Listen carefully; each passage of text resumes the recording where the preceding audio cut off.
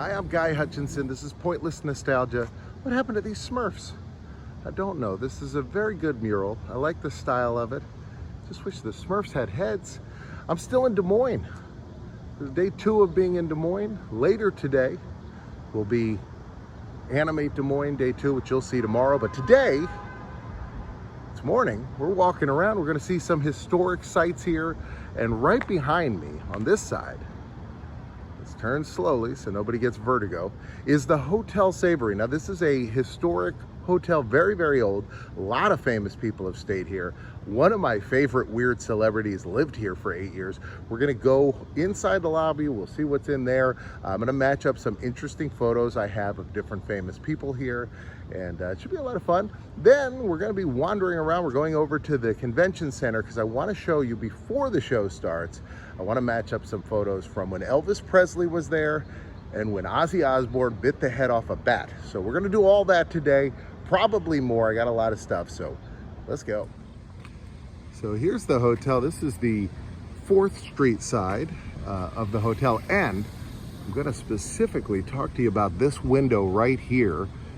In the 1980s, Carol Channing stayed here, and she wanted a window that would open, and they didn't have any. So there she is, right in the window, right there. Now, they didn't have windows that opened here at the time because it was a big thing, and still is, to seal off your hotel so people can't open the windows. So the hotel's air conditioned controlled, but she wanted to have fresh air, and being a big star, she demanded it, and so they did it. So they took this window, they replaced it, and they put a regular window in there. You can tell it's this one for a lot of reasons. It's on the corner, they're only like that on this side, but if you look at this little piece of the cement in the middle, you can see there's just a little bit of damage on the bottom of it. And so it was definitely right here. So this is where Carol Channing stayed when she was here. Needed her own special window, and she got it. Today, this is a Renaissance hotel. It still is a national landmark, and it is still in business. So we're gonna go take a look at the insides, and then we're gonna match up a photo of probably the most famous, or at least the longest term famous resident. There's a plaque over here that designates this as on the National Register as of 1919. And let's take a look inside. There's a little mural here of all the different things in Des Moines. Here's the lobby. It's a very modern looking lobby, but it looks like they have some pictures over here, historical photos. I like this. They've got this old TV over here. Now I have a picture that I don't think I'll be able to match up because it looks like they've changed a lot of things. But looks like there's some kind of restaurant space over here, and here's the entrance. Here's a photo of Richard Nixon looking out the window. This was in the lobby of this hotel. I just don't think I can match up the spot because it looks like things have changed quite a bit, but Richard Nixon was here. A lot of politicians had been here. Eleanor Roosevelt stayed here once. And they have some great old pictures here. Look at this. This is Johnny Savory's going to war. They said that good luck. I'm sure needed it. Here's a very old photo. Look at all the gentlemen out here. It says this was 1923. And then yeah, you can see some construction being done there as things were changed over. Dr. Frank Collins said they spent their honeymoon there 50 years ago and they saved their receipt. It's $5.25 a night. It's a nice old photo, old advertisement saying it was Iowa's largest hotel. And then here's the Thanksgiving dinner menu. I wonder what year this is from. But look at these prices. You get a piece of fruitcake for 25 cents.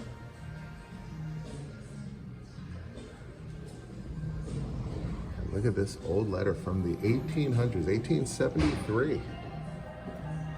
And they have here a history of the hotel. All the way back to 1865, but it looks like this one is the 3rd Savory Hotel, which was built in 1919. So where it said 1919 outside, that's when this hotel was built. And this is the one Carol Channing stayed at and Richard Nixon was at. It says here, the first hotel built in 1853. There's Mr. and Mrs. Savory, and it says they've hosted numerous presidential hopefuls and world leaders, as well as US presidents, all right here in this building. And we're gonna go over here across the street because we're gonna match up a picture of one of the most famous residents to ever stay here, at least in my mind. You may remember this area from last night. We were over here. Dana was playing the piano after we had gone down that way and had some dinner.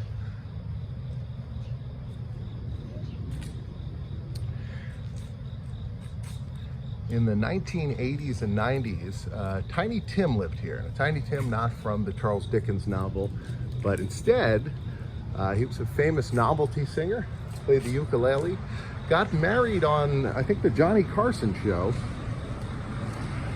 and he decided to move to Des Moines and lived here for 8 years. I think we actually should be back just a little bit further. I'm gonna back up around this railing.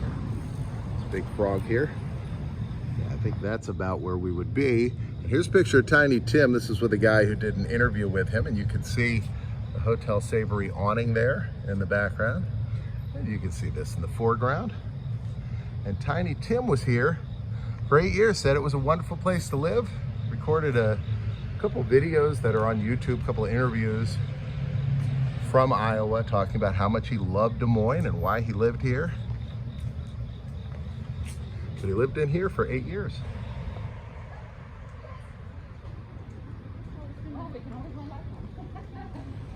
The sign here says Veterans Memorial Auditorium, but that's not what it is anymore. It's now the Veterans Memorial Community Choice Convention Center.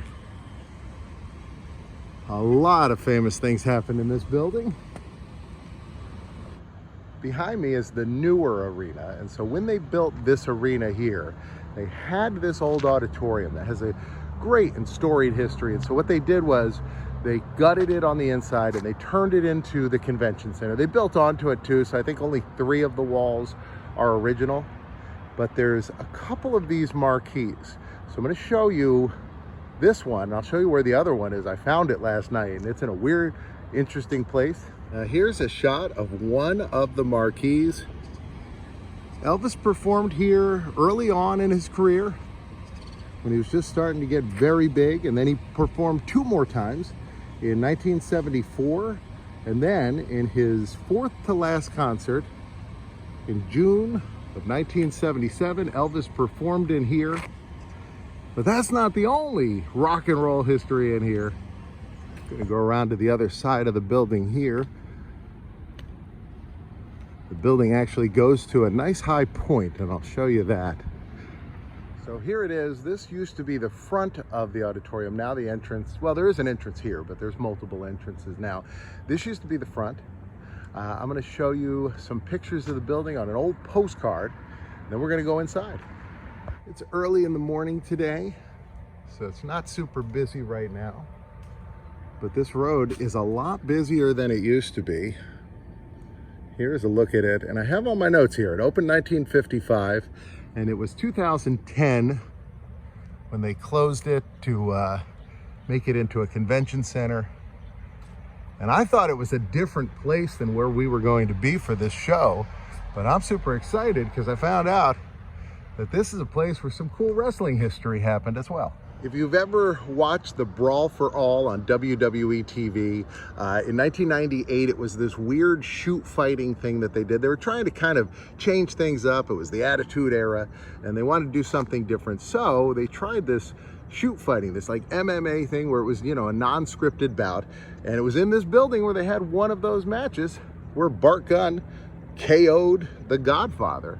The Godfather, you remember, used to come out and climb aboard the Ho train, and the Ho train was stopped that night by Bart Gunn. Bart Gunn had one heck of a left hand, did so well in that competition, and then because of that they allowed Butterbean to just about kill him in Philadelphia. But that match happened here, and a much bigger one, a much more memorable fight, The Big Boss Man fought Hulk Hogan in a steel cage Saturday night's main event right in this building. This match happened on Memorial Day weekend in 1989. It was aired on NBC. It took place right in here. Let's go take a look at the statue, and then I'm going to tell you about the other big rock and roll moment in here. And then we're going to go inside, and I'll show you they have a wall that shows all of the major rock groups and all of the other people that performed here at the Veterans Memorial Auditorium. Looks like the seal of the president here. Got the U.S. Army chaplains, the Air Force. This is all the chaplains in the Army. I guess this statue dedicated to them. Statue of two hands reaching up. There's another tablet over here. Has some prayer service. You see a menorah here. You see an airman there. There's a couple more plaques. Let's take a look at all four of them. And here's number 3. It's a religious sermon. Cross on the lectern. You can see the naval ships.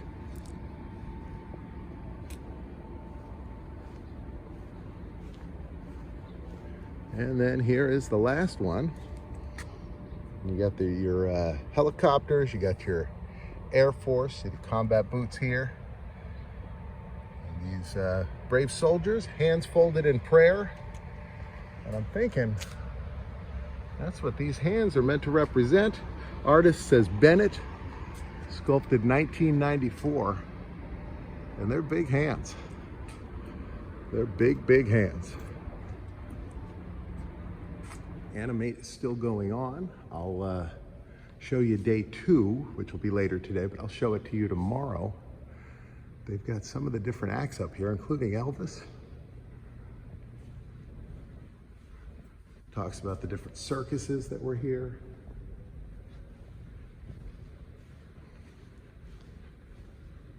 It says 1954. I had read 1955, but it might have been that they started in 54, and then they started having events, see, 1955. Then they have a long list. I mean, even if you just look at the letter A, that is a lot. And here's some of the pictures from over the years. Got some circus photos, some races. It's like a computer show, an RV show. Look at this, some kind of maybe beer distributor show. Of course, you gotta have a rodeo. Look at that. And then I love this. The Oak Ridge Boys with Alvin and the Chipmunks. That's crazy. I never knew they were together. Look at that.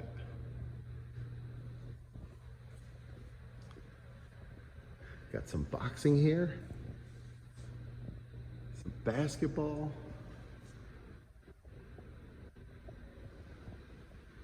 Here you go, Undertaker versus Papa Shango. And Macho Man took on Yokozuna. And of course, like most arenas, you get your Harlem Globetrotters, one of the greatest shows on earth, as well as Disney on Ice. And look at this monster truck. An American Gladiators monster truck once drove through in this building. There's Bret Hart and Yokozuna up top.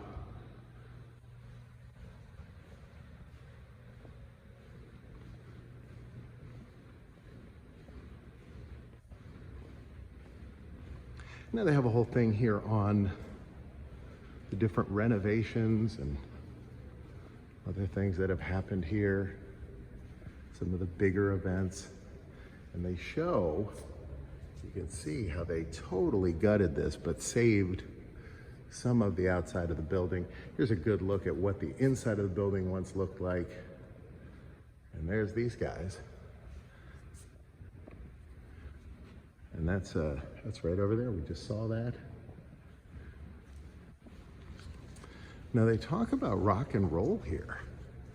And they do have a sign about it with all these different ones that were here, Herman's Hermits.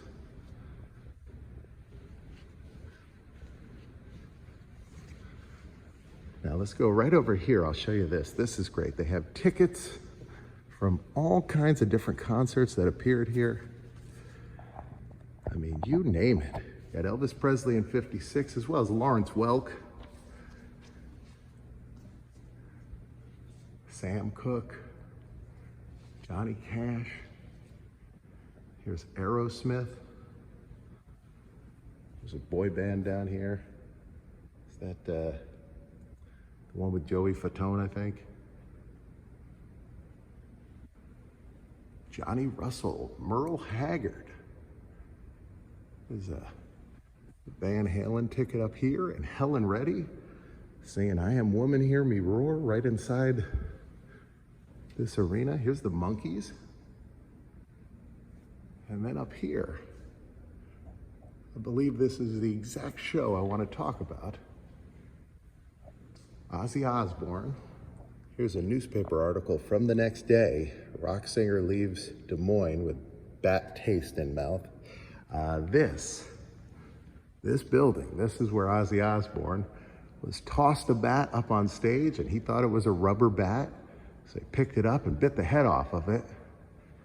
Turned out to be a real bat and became a part of pop culture and music history.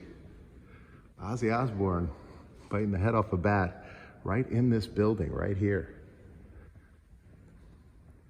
It's pretty amazing to think about. We were just in Austin, where we were on that bridge, and Elgin said to me while we were on the bridge, he's like, oh, I almost want to pick one up and bite the head off like Ozzy Osbourne. I said, well, that's where we're going next. We're going there next weekend. A lot of good ones here. One of my all-time favorites, John Denver, up there. Look at this. The Monkees with Weird Al, and they've got his name spelled wrong. Yankovic. That's wrong. This is great, though. I don't think the Monkees or Weird Al bit any bats, but they performed here as well. Yeah, I just think this is great. I think whenever you have an old building like this, I love when they showcase the history, let everybody know what happened there, because it's just great. I mean, when I'm sitting there doing my panel yesterday, I'm in the same space where James Brown performed, and Lee Greenwood sang God, Proud to Be an American, and Neil Young and Cher. I mean, just amazing. Now you can see the marquee here in this postcard, and we saw one of the marquees is on the side of the building over here. I want to show you where another one is that I walked under yesterday and didn't even realize it.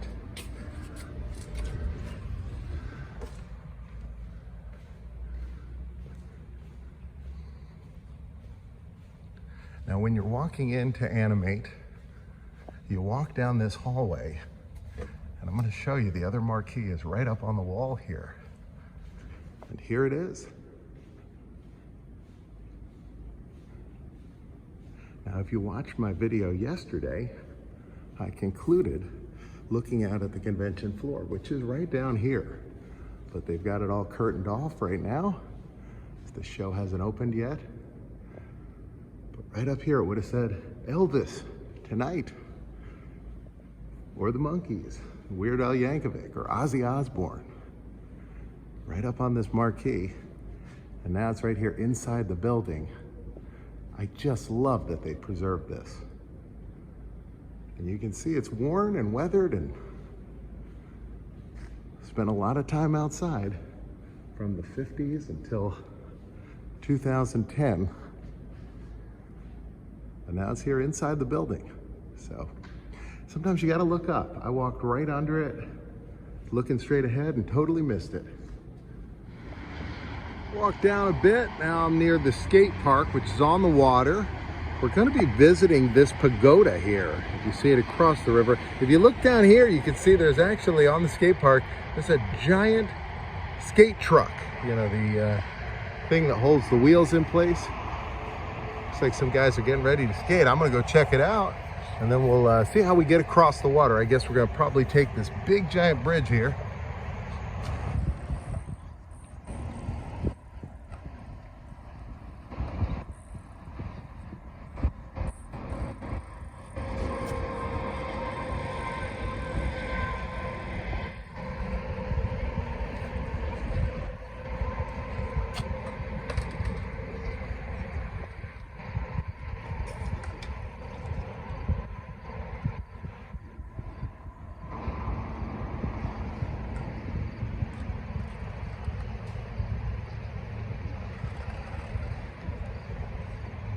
Look at this, they got benches made out of skateboards.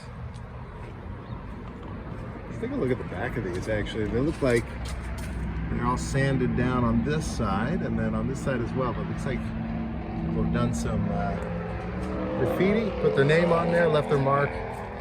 Pretty sure on the back of a skateboard bench, it's probably not so bad. It's not like you're graffitiing a beautiful building or something that doesn't belong to you.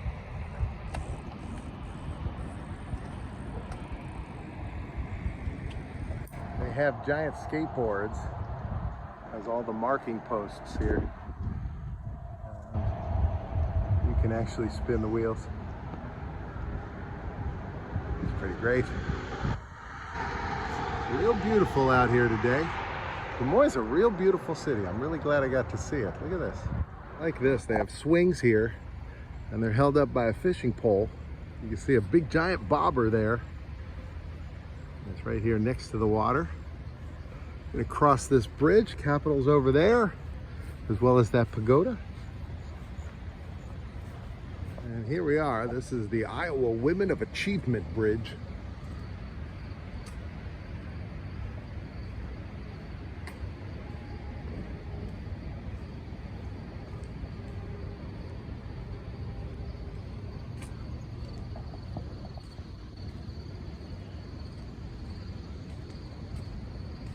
We've come to the other side.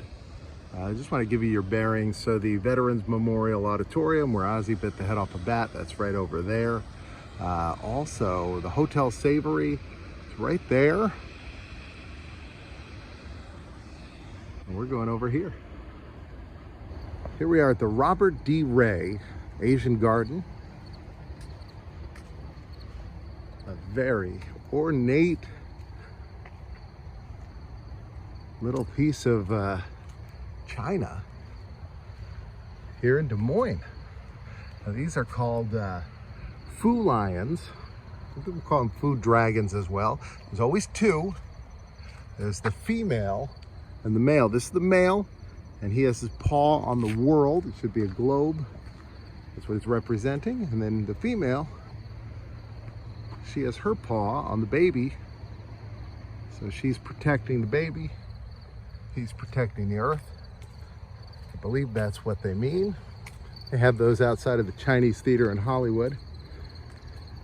And I have a couple smaller ones in my house. It's a thing I'm always pretty fond of seeing at places. And these are the different Chinese New Years. I think these have to do with astrology. The year of the dog, year of the pig.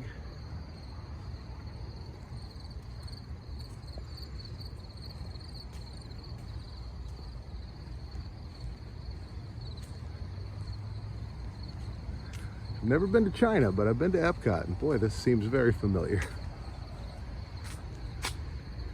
So now these two are both the same, which is not how it's supposed to be. They're supposed to be different. A lot of times you'll see two of the same, but it's supposed to be a matching set that are in harmony.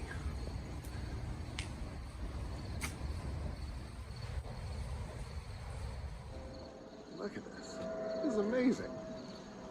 And this is one of the things I did not expect that would be here before I started researching Des Moines. Look at that.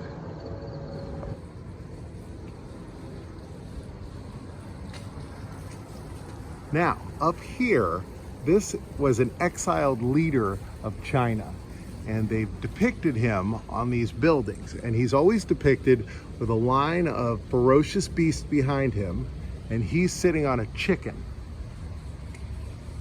Because they got rid of him and they forced him out, and so to mock him for all time. I mean, this was thousands of years ago. They mock him by putting him up there on a chicken. Here's the roof. Pretty simple roof.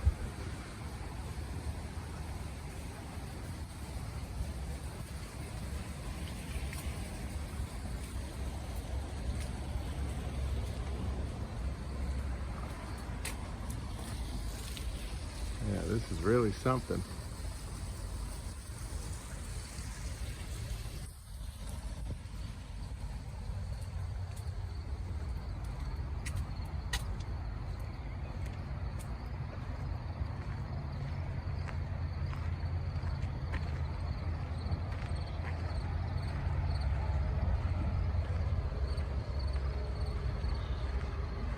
look at this. Look how serene this is.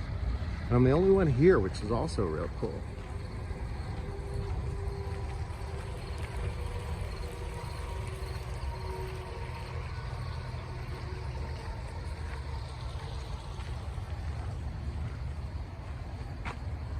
Almost looks like Spaceship Earth in the distance. We're here at World Showcase.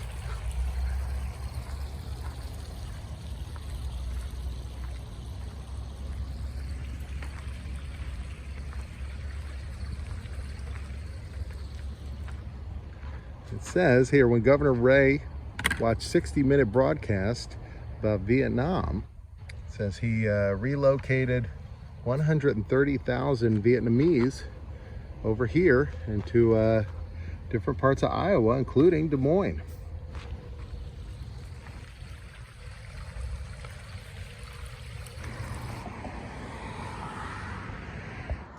Behind me is Center Street.